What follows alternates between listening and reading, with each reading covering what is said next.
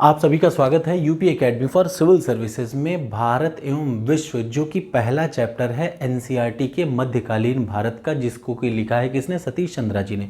बस उसी का ये दूसरा और आखिरी पार्ट में आपको बहुत स्मार्ट तरीके से पढ़ाने की कोशिश कर रहा हूँ। आमतौर पे ये पूरा चैप्टर ना 10 से 15 पेज का है, लेकिन 9 मिनट का वीडियो वो और 9 मिनट का ये वाला वीडियो, 9 दूनी 18, 20 मिनट में आपका पूरा चैप्टर खत्म हो जाएगा। इसके बाद आपकी इच्छा होगी तो वो सब्जेक्ट पढ़िएगा, ना इच्छा हो तो वो चैप्टर ना पढ़ के सिर्फ वीडियो को 2 बार देख लीजिएगा, और जो इंपॉर्टेंट मैंने बताया है वो आप नोट कर लीजिएगा। बस प्रीलिम्स के लिए उतना ही काफ़ी है, उससे ज़्यादा कभी नहीं आएगा। तो हम लोगों ने इसके पिछले वीडियो में बात की थी कि यूरोप में क्या था, पूर्वी रोमन अम्पायर और पश्चिमी रोमन अम्पायर। पूर्वी रोमन अम्पायर आगे चल के किस में मिल गया? 15वीं सेंचुरी में पूर्वी रोमन अम्पायर मिल गया था किससे? टर्किश में, तुर्की में मिल गया, मतलब इस्लामिस्ट हो गया वो पूरा। लेकिन पश्चिमी रोमन अम्पायर वाला ये वाला इलाका क्या हो गया था? यहाँ पे एक चर्च बनी थी जिसको कैथोलिक चर्च बोला गया, रोमन कैथोलिक चर्च, और आगे चल के यहाँ पे सामंतवाद शुरू हुआ। सामंतवाद का मतलब फ्यूडलिज्म शुरू हुआ।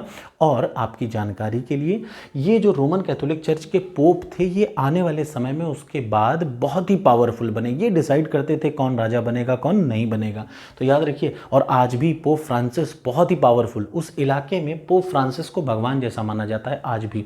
तो पोप की स्थिति इतनी मजबूत इसलिए बन गई क्योंकि ये इलाका, एज यू ऑल नो, कि ये इलाका क्या था? वेस्टर्न रोमन अम्पायर का, और यहाँ पे चर्च थी। और आगे चल के चर्च वाले जो है वो पैसे वाले बन गए, और ये डिसाइड करते थे कि कौन राजा बनेगा कौन नहीं। तो ये था यूरोप का। आज हम लोग बचे सारे पार्ट को कंप्लीट कर रहे हैं। अगला पार्ट जो है वो है अरब का।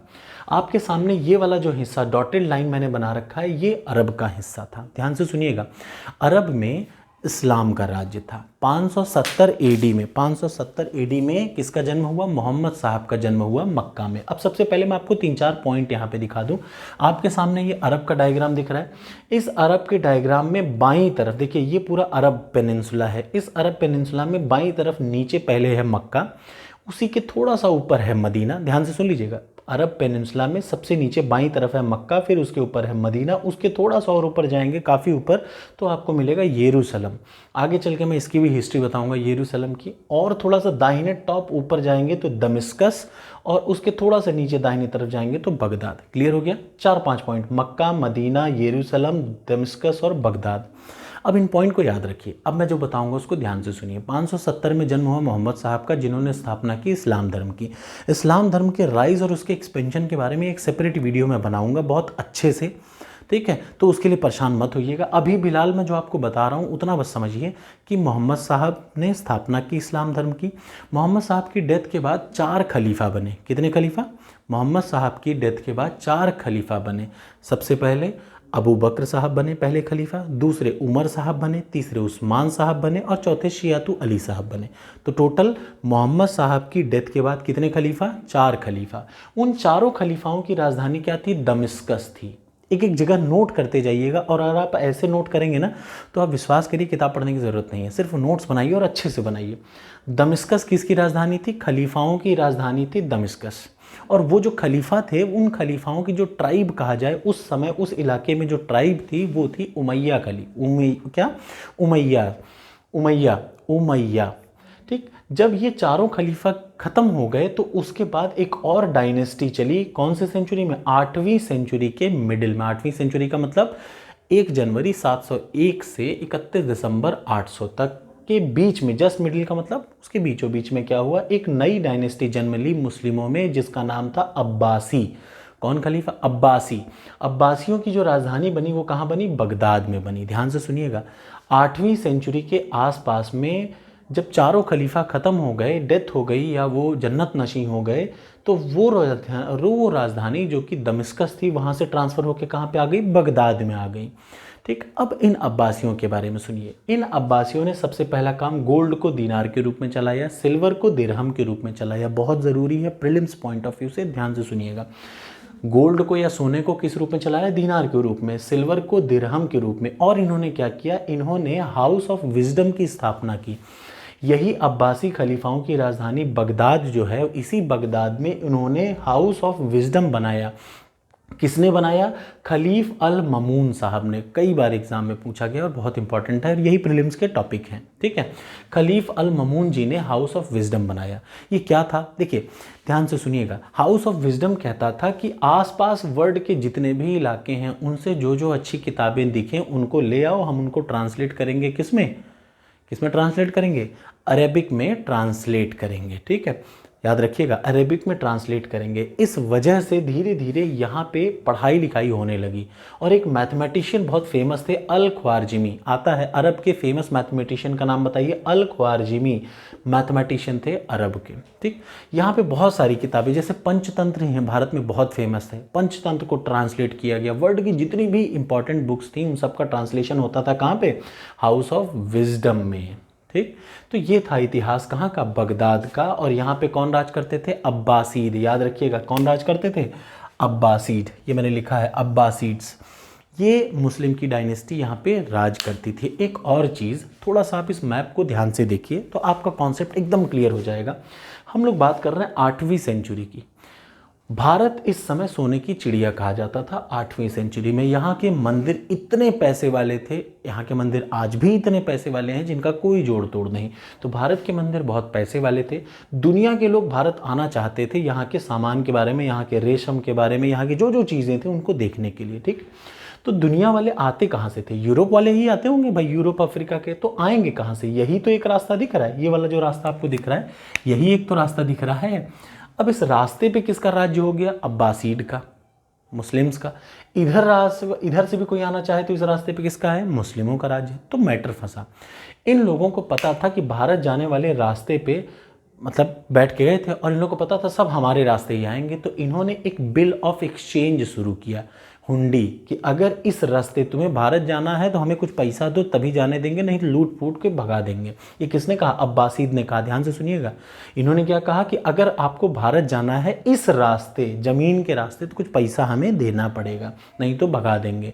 तो बहुत परेशान हो गए थे। इसी परेशानी की वजह से आगे चलकर वास्को डी गामा ने भारत की खोज की। और कैसे खोज की? इधर इन लुटेरों से बचने के लिए ऐसे आया वास्को डी गामा। यही भारत का इतिहास है। समझ में आया ना? अब ऐसा नहीं कि भारत नहीं था, भारत था, भारत दुनिया का सबसे पैसा वाला था, लेकिन यहाँ से यहाँ आ नहीं पाते थे। तो एक नए रास्ते की खोज की। याद रखिए, भारत, वास्को डी गामा ने भारत की नहीं, भारत के लिए एक नए रास्ते की खोज की, क्योंकि उनके रास्ता में बैठे थे अब्बासी खलीफा। क्लियर हो गया?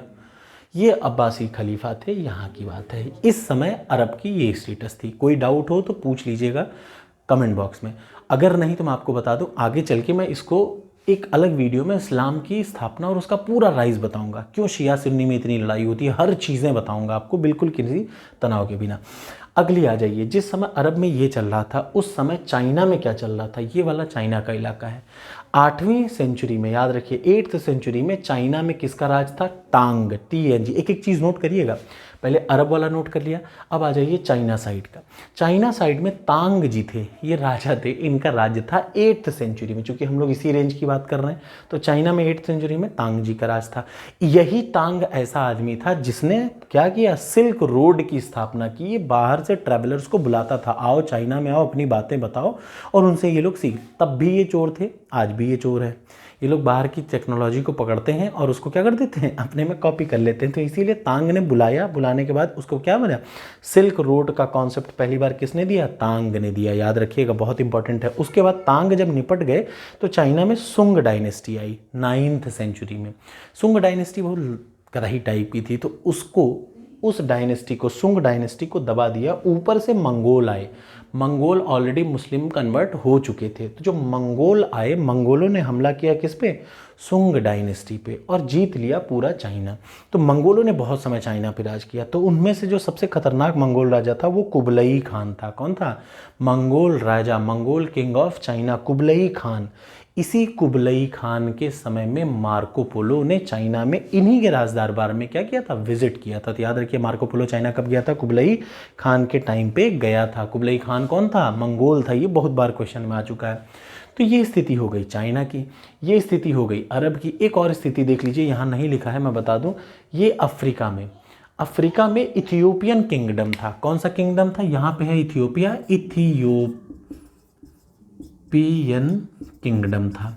और इस इथियोपियन किंगडम का साम्राज्य काफ़ी फैला हुआ था। यहाँ पे जो जनजाति थी वो थी हबसी जनजाति। याद रखिएगा 8वीं सेंचुरी में हबसी जनजाति रहती थी अफ्रीका में, वो भी किस साम्राज्य के अंतर्गत, इथियोपियन किंगडम के अंतर्गत। और इस साम्राज्य में जो जाति रहती थी उसका धर्म कौन सा था, क्रिश्चियनिटी, ईसाई धर्म को फॉलो करते थे हबशी। तो अफ्रीका में हबशी ईसाई धर्म, यूरोप में पूरा रोमन अंपायर ईसाई धर्म, पोप जो थे उनकी स्थिति बहुत मजबूत थी। अरब में क्या हो गया था, अब्बासिद खलीफाओं ने पूरा रास्ता जाम कर रखा था, भारत जाने ही नहीं देंगे, हमको पैसा दो तभी जाने देंगे। उन्होंने उस एक्सचेंज को बोला हुंडी। याद रखिए अरब वाले क्या करते थे, हुंडी लेते थे, इस रास्ते जाना पैसा दो। और इधर चाइना की स्थिति थी। अब जो दो इंपॉर्टेंट उसी समय पे ईस्ट एशिया, ये देखिए भारत के ईस्ट में, इधर जब आप जाएंगे तो आपको मिलेगा म्यांमार के बाद और आपको मिलेगा थाईलैंड, मतलब म्यांमार हो गया, थाईलैंड हो गया, नीचे आ जाएंगे इंडोनेशिया, मतलब मलेशिया, इंडोनेशिया, और आगे जाएंगे तो क्या मिलेगा आपको, इधर साइड में कंबोडिया और वियतनाम मिलेगा। यहाँ पे दो डायनेस्टी का जन्म हुआ। तो अब हम लोग बात करेंगे ईस्ट एशिया में, चूंकि ये हमारे काम का है, ये एग्जाम में ज़रूर आएगा, फिक्स है, आता है। तो ईस्ट एशिया में दो डायनेस्टी का जन्म हुआ। सबसे पहले शैलेंद्र डायनेस्टी का जन्म हुआ 7वीं सेंचुरी में। याद रखिए 7वीं सेंचुरी में कौन सी डायनेस्टी थी, शैलेंद्र डायनेस्टी थी। कौन सा इलाका था ये, पूरा म्यांमार से लेके, थाईलैंड से लेके, मलेशिया से लेके इंडोनेशिया तक कौन सी डायनेस्टी का राज था, शैलेंद्र डायनेस्टी का 7वीं सेंचुरी में नाम था, मत भूलिएगा, बहुत इंपॉर्टेंट है। और ये बहुत, इस डायनेस्टी का दूसरा नाम था श्री विजय अंपायर, विजयनगर नहीं, श्री विजय अंपायर शैलेंद्र डायनेस्टी का दूसरा नाम था। ये कहाँ कहाँ, थाईलैंड, इंडोनेशिया, मलेशिया, म्यांमार तक पूरा फैला था। और जो बोरोबदूर का मंदिर है वो इन्हीं शैलेंद्र डायनेस्टी वालों ने 9वीं सेंचुरी में बनवाया था। सबसे इंपॉर्टेंट कहाँ पे बनवाया था मैं बताता हूँ पहले। बोरोबदूर का मंदिर, ये कैसा मंदिर है, ये बुद्धिस्ट टेम्पल है। कैसा टेम्पल है, बुद्धिस्ट टेम्पल है। किसने बनाया था, शैलेंद्र डायनेस्टी वाले राजाओं ने 9वीं सेंचुरी में बनवाया था। कहाँ बनवाया था, इंडोनेशिया में। इंडोनेशिया में भी कहाँ, आइसलैंड ऑफ जावा, जावा के आइसलैंड पे बोरोबदूर का मंदिर है, याद रखिएगा। तो ये किसने बना, इंडोनेशिया, बोरोबदूर का मंदिर इंडोनेशिया जावा में 9वीं सेंचुरी में। शैलेंद्र डायनेस्टी हिंदू डायनेस्टी थी ये। एक और डायनेस्टी इसके बाद यहाँ वाले हिस्से में, आखिरी वाला हिस्सा देख रहे हैं ना, कंबोडिया और वियतनाम वाला इलाका, ये जो है कंबोडिया और वियतनाम का इलाका।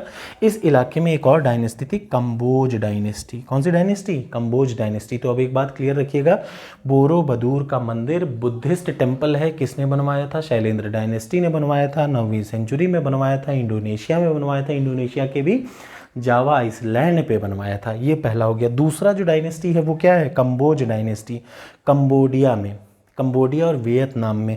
इस डायनेस्टी ने बनवाया अंकोर वट का मंदिर। किसका मंदिर, अंकोर वट का मंदिर। 3 किलोमीटर का जंगल है, उसी जंगल में मंदिर पड़ा हुआ था, याद रखिएगा। अंकोर वट का मंदिर कब बनाया, किसने बनवाया, कंबोज डायनेस्टी के एक बहुत बेहतरीन राजा थे, सूर्यवर्मन द्वितीय ने बनवाया, 12वीं सेंचुरी में बनवाया। 3 किलोमीटर रेंज में एक जंगल था, उस जंगल के बीच में बनवाया। इस वजह से बहुत सालों तक कोई इस मंदिर को देख नहीं पाया, तो टूट नहीं पाया। बाद में 1960 टाइम पे, 1860 या 1960 में एक हेनरी थे, याद रखिएगा, मिस्टर हेनरी, एक फ्रांसीसी हेनरी था। उस हेनरी ने इस मंदिर को फिर से ढूंढा कि भैया ये भी मंदिर है। तो ये मंदिर कहाँ पे है, याद रखिएगा, क्लियर है ना। अंकोर वट का मंदिर किसने बनवाया, सूर्यवर्मन ने बनवाया। कौन सी डायनेस्टी में था, कंबोज डायनेस्टी में बनवाया। इसी के साथ पहला चैप्टर आपका खत्म। कैसा लगा वीडियो ज़रूर बताइएगा कमेंट बॉक्स में। पहला चैप्टर खत्म, भारत एवं विश्व। इसका मतलब आपको ये क्लियर है कि 8वीं से 17वीं सेंचुरी के बीच में पूरे वर्ल्ड में, यूरोप में एक तरफ रोमन एम्पायर चल रही थी, दूसरी तरफ कन्वर्ट हो गया मुस्लिम में। इधर पूरा अरब बन ही रहा था, धीरे धीरे इस्लाम बढ़ रहा था। इधर क्या था, क्रिश्चियनिटी थी। ईस्ट इंडिया में 2 डायनेस्टी थी, कौन सी, शैलेंद्र डायनेस्टी और कंबोज डायनेस्टी। चाइना में क्या चल रहा था, पहले तो तांग थे, फिर उसके बाद सुंग आए, फिर मंगोलों ने हमला करके उनको भी जीत लिया। कैसा लगा वीडियो ज़रूर बताइएगा। Thank you so much.